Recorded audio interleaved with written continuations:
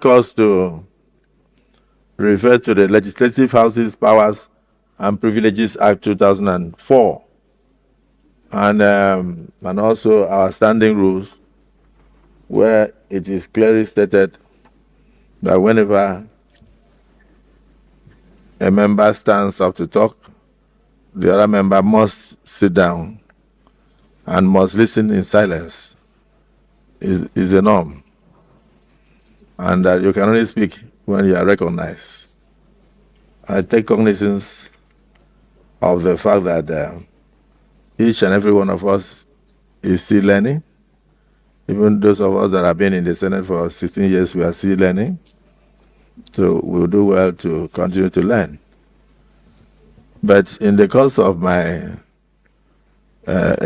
talking to one of my distinguished sisters that she should speak whenever she's recognized, I made reference to the fact that we are not in a nightclub where people have to shout above the noise of the music. And the social media went agog. I'm not on social media, but my wife called me that people got angry. They published her number and said people should occupy her. So she used to receive, she received over 2,000 to 3,000 phone calls a day. And then I tried to on one of my phones. I realized it was in the public. In fact, the phone crashed after about 3 hours. So I am very happy with the interest generated by Nigerians in what goes on in these chambers, because we are here to cater for their interests. And so for them to be so interested in what goes on here means that we are connecting with the people directly. And it would have been terrible if we were doing all this work and the people were not even aware of what we are doing. But the communication was totally misunderstood. Instead of taking it for the nature of what we said, that you should not shout when you are talking and not and speak when you are recognized, they went into private abuses. I don't want to say what they did to me, because what they did to me, I think I don't merit it. I was telling DSP that it's even the one they should be talking to, because in my tradition, we marry only one wife. So they listed so many wives on social media.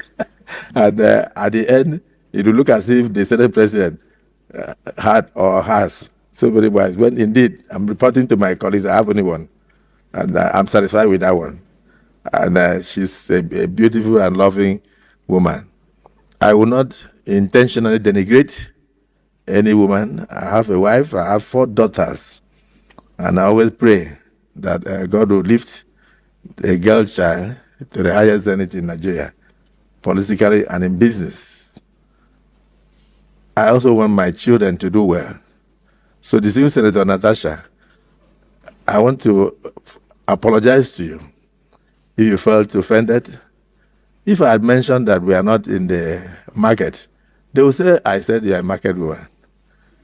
If I said that you were not in a nightclub where people shout above the noise of the music, they will say you went to nightclub. If I said you were not in a community meeting in the village, they will say Akpabio says Natasha is a village woman. For me, there is nothing I would say that will not be misunderstood. But the interest generated in the social media, people jumped in, shows that you have a lot of political enemies. It also shows that I do have enemies. All of us here contested elections with people. So whenever those people think that you are being brought down, they will jump up and they will say all sort of things. I noticed even some of them that could not pass through Senate screenings went into the fray and abused the Senate president, abused you and all that. I don't know how you took it, but I felt that I should tender a public apology to you over the miscommunication and the misunderstanding.